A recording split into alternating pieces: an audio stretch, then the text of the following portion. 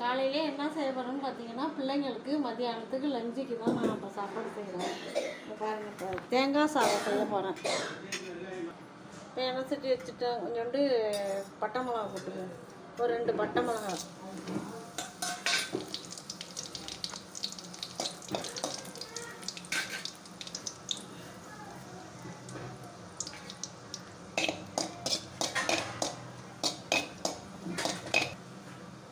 கொஞ்சமாக கடுகு,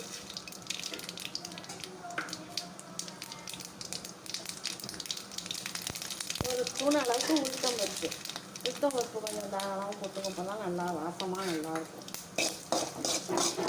எல்லாம் நல்லா செவந்து வரட்டும்.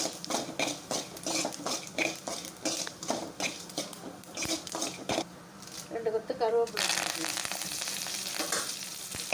அதோட ஒரு முடி தேங்காய் திரி வச்சுருக்கேன், அதையும் சேர்த்து இதோட வதக்கிக்கலாம்.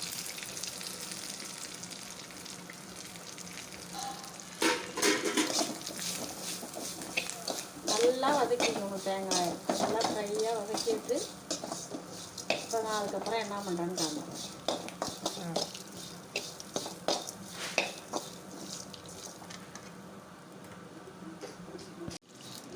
இதை நல்லா தேங்காயெலாம் வதக்கிட்ட மாதிரி இந்த அளவுக்கு நல்லா வதக்கி எடுத்துக்கணும். இப்போ சாதம் வடித்து சாதம் பழப்பழம்னு வச்சுருக்கேன். கொஞ்சம் பழப்பழப்பாக வடித்து எடுத்துக்கிட்டு அதுக்கு தேவையான அளவு உப்பு இதில் சேர்த்துக்கலாம்.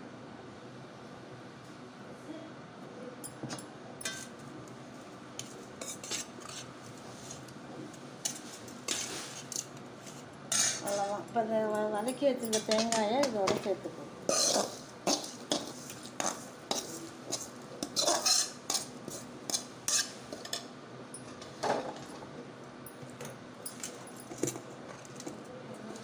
சேர்த்து எல்லாத்தையும் நல்லா கிளறி விட்டுருணும். பிள்ளைங்களுக்கு லஞ்ச் பாக்ஸில் இப்போ லஞ்சு ரெடி பண்ணிட்டேன். இப்போ எல்லாத்தையும் எடுத்து வச்சிடலாம் பசங்களுக்கு.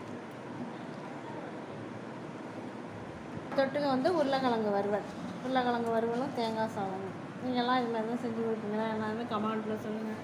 அடுத்த வீடியோவில் பார்ப்போம்.